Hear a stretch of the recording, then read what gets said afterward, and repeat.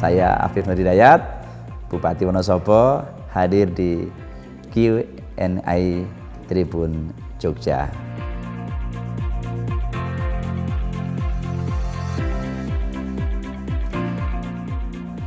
Ya, tahun 2023 sudah kita awali. Kami lagi mencoba untuk berbenah agar tahun 2023 ini harus lebih baik dari tahun yang sebelumnya. Salah satu hal yang kami konsen adalah di mana tahun yang lalu ini kan proses-proses pelelangan itu kita laksanakan di pertengahan tahun.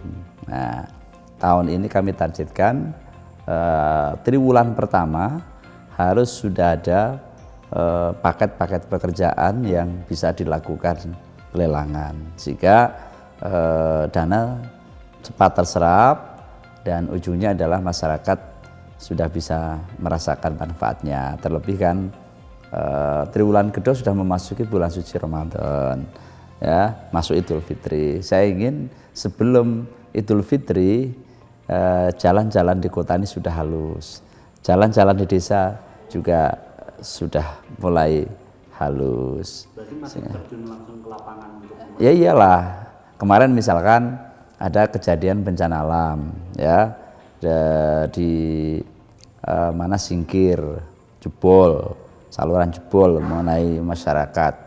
Saya perintahkan bahwa langsung dilakukan penindakan, dieksekusi. Saya monitor dari start sampai akhir dan alhamdulillah sekarang sudah jadi, sudah dimanfaatkan oleh masyarakat. Nah, hal-hal yang seperti itulah saya harus agak serius. Ya, kebetulan juga teman-teman kami di Dinas PUPR luar biasa. Mereka udah kencang, ya saya kencang, ya saya kencang, mereka lebih kencang, ya kan, anak buah kepinginnya lebih kencang daripada pimpinannya, ya. Jadi saya agak fokus ini 1 bulan 2 bulan terakhir ini untuk memonitor kesiapan teman-teman dari sisi SDM, dari sisi administrasi, dan menyiapkan administrasi yang harus dia siapkan,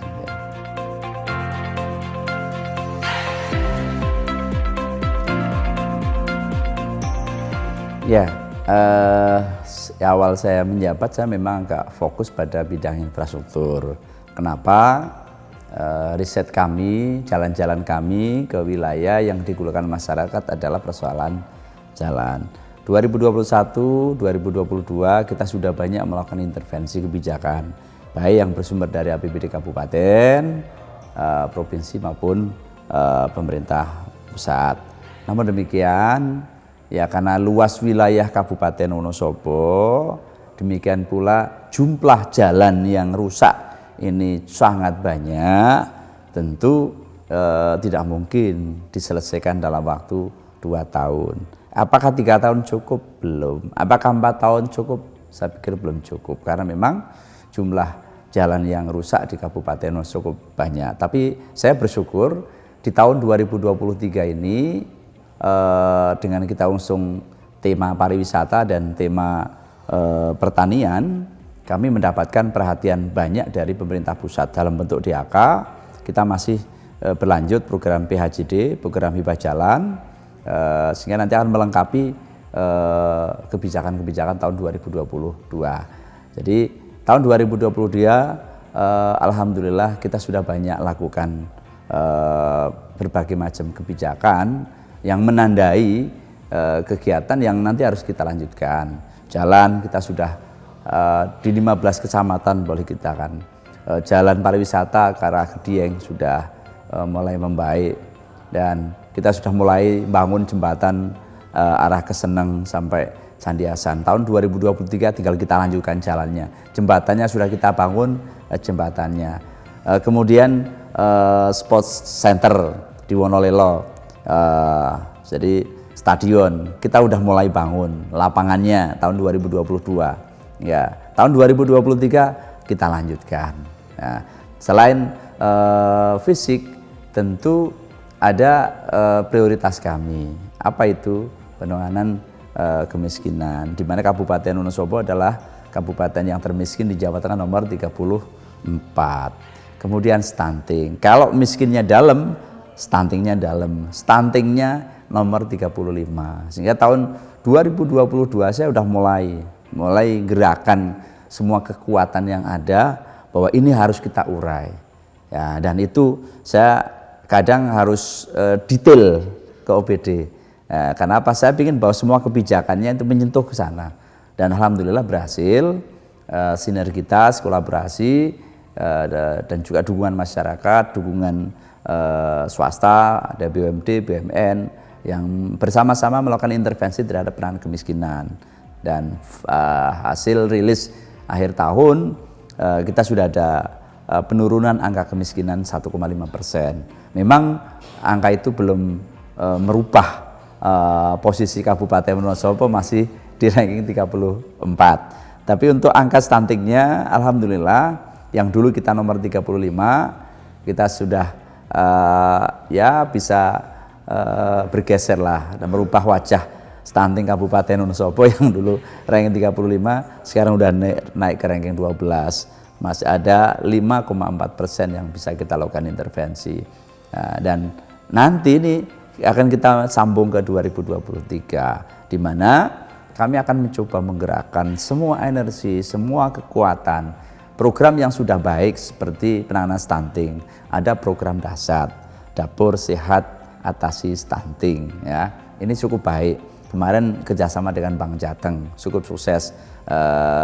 Ini nanti akan kita perkuat lagi di tahun 2022. Bahkan saya ingin ada suatu gerakan bersama-sama, kita bikin dapur umum, kemudian hasilnya kita berikan kepada anak-anak yang stunting, anak-anak ibu hamil yang memang membutuhkan perhatian. Insya Allah kalau ini sudah menjadi persoalan bersama-sama, masyarakat akan tergerak. Saya optimis kok tahun 2023 nanti ada peningkatan yang cukup dahsyat.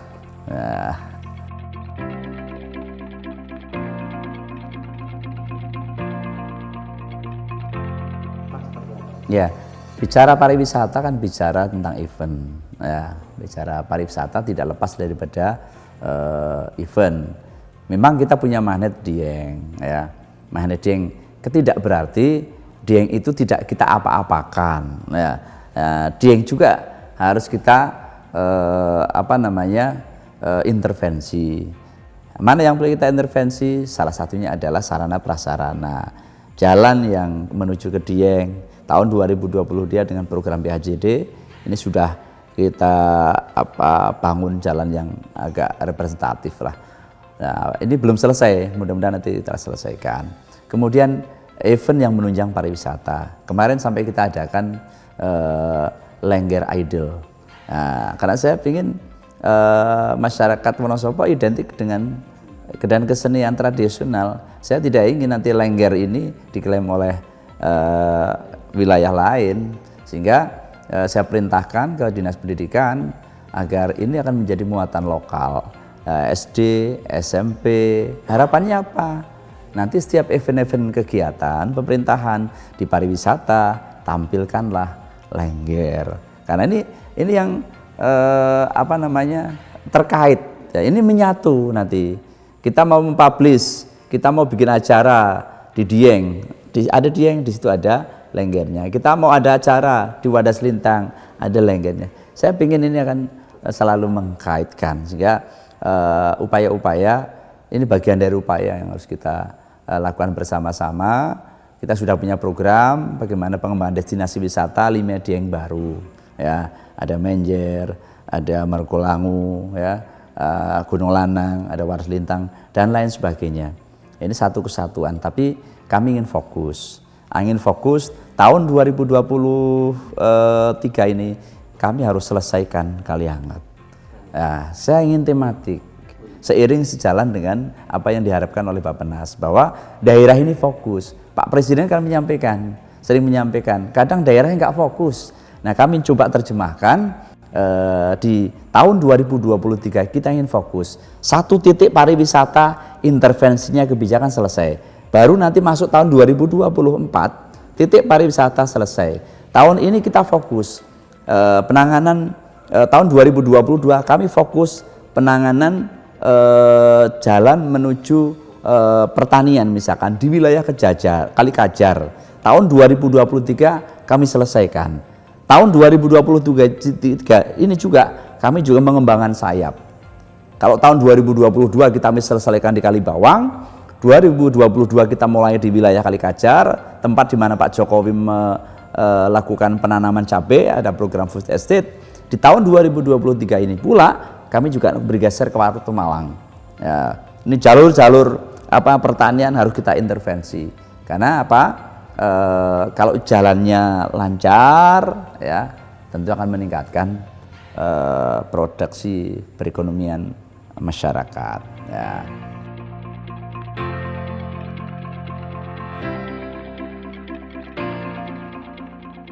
Program itu kan tidak semuanya dilaksanakan dengan proses pelelangan. Banyak program kegiatan padat karya, swakelola yang ini saya dorong agar masyarakat bisa terlibat secara aktif. Melihat bahwa kita itu kan tahun ini diambang melihat situasi global ya, ambang ketakutan adanya resesi ya. Setiap minggu sekali kami harus rapat tentang inflasi dan Wonosobo termasuk inflasinya cukup tinggi lah. Kami juga membaca apa yang harus kami lakukan untuk menekan angka inflasi ini. Salah satunya adalah program seperti padat karya. Sehingga ada program kegiatan di desa, masyarakat merasa terlibat dan masyarakat juga mendapatkan ongkosnya. Gilirannya masyarakat mendapatkan manfaatnya dan program ini cukup diminati oleh masyarakat, sehingga kalau hasilnya nanti masyarakat merasa duweni ya, andarbeni ya, kalau masyarakat sudah merasa memiliki, kalau nanti itu ada kerusakan, masyarakat terpanggil untuk dengan cepat ikut serta menyelesaikan. Nah, tapi kalau program di dropping ke desa, tahunnya beres, begitu ada kerusakan itu kan pemerintah. Karena masyarakat tidak merasa dilibatkan, tapi berbeda kalau masyarakat dari apalagi mulai proses perencanaan masyarakat dilibatkan, proses pembangunan masyarakat dilibatkan, terus insya Allah masyarakat merasa memiliki dari apa yang kita laksanakan di desa tersebut ya.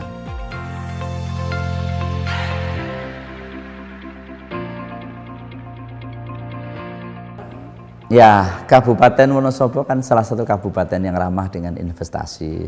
Ya, tentu kami sangat terbantu sekali kehadiran investor yang ada di Wonosobo. Entah investor yang dari luar atau investor yang itu dari dalam itu sendiri. Karena memang faktanya ya pemerintah tidak bisa menyiapkan lapangan pekerjaan. Yang bisa menyiapkan lapangan pekerjaan siapa? Swasta. Terus yang bisa dibantu oleh pemerintah apa? Proses perizinan yang cepat, mudah. Nah, ini salah satu hal ya. Ataupun yang lain, kebijakan amenitas. Ya, orang membangun hotel akan laku kalau jalannya rusak. Enggak. Orang membangun toko, misalkan UMKM. Tapi kalau jalannya rusak, ya orang nggak mau datang. Kita bangun intervensi jalannya yang baik. Contoh seperti di Kalibawang, saya contohkan. Di sana banyak masyarakat itu perempuannya itu bekerja di sektor real ya, ngelem alat berkor itu ya, di rumah masing-masing itu. Itu perempuan setiap hari dia bekerja. Tapi kalau jalannya rusak, ya ongkos jadi mahal. Pelaku usaha mau ke situ juga malas, susah. Tapi sekarang begitu jalannya sudah bagus kayak jalan tol, masuk ke desa-desa, masyarakat bergairah sekali, investor bergairah sekali, ingin menanamkan sahamnya, ingin mengembangkan usahanya di wilayah itu. Sehingga kami sangat welcome dan bagi kami investor adalah tamu yang harus kita hormati, yang harus kami layani dengan sebaik mungkin, sehingga kami tegaskan kepada dinas yang menangani, dinas pelayanan terpadu, untuk berikan kemudahan dan percepatan. Ya mudah, ya cepet. Kalau bisa kita mempermudah, kenapa harus kita persulit? Kalau bisa kita percepat, kenapa harus diperlambat? Nah, ini saya sudah sampaikan gitu.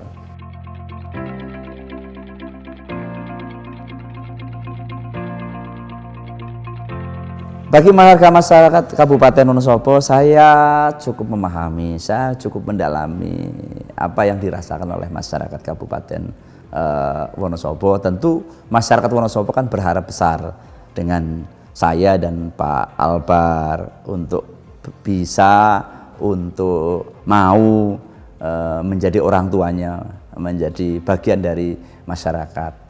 Tentu kepingin ada percepatan perubahan wajah Kabupaten Wonosobo. Yang dulu miskin pinginnya berubah, yang dulu stunting pinginnya berubah, yang dulu jalannya rusak kepinginnya jalannya mulus, dan lain sebagainya. Sehingga kita pingin Wonosobo harus lebih baik, Wonosobo harus lebih maju, Wonosobo yang lebih sejahtera. Oleh sebab itu masyarakat Wonosobo harus senantiasa optimis menatap masa depan Kabupaten Wonosobo. Saya dan Pak Albar akan selalu hadir bersama-sama membersamai masyarakat Kabupaten Wonosobo. Sehingga semua kegiatan termasuk hari ini, ya, pengajian saya hadir. Tadi malam sampai jam 12 pengajian saya hadir. Karena apa? Masyarakat kadang menyampaikan hal yang sederhana. Nah, Pak Bupati diaturi misalnya nggak hadir, masyarakat kecewa. Tapi begitu Bupati hadir, kalau Pak Bupati hadir, Wakil Bupati hadir, masyarakat merasakan kepuasan. Lah ini bagian dari kehadiran pemimpin secara langsung ada di tengah-tengah masyarakat. Dan insya Allah ritme ini akan kami lakukan sampai kami akhir diberi amanat untuk memimpin Kabupaten Wonosobo ini. Sehingga masyarakat Kabupaten Wonosobo selagi kita harus optimis menatap Kabupaten Wonosobo ke depan yang lebih baik.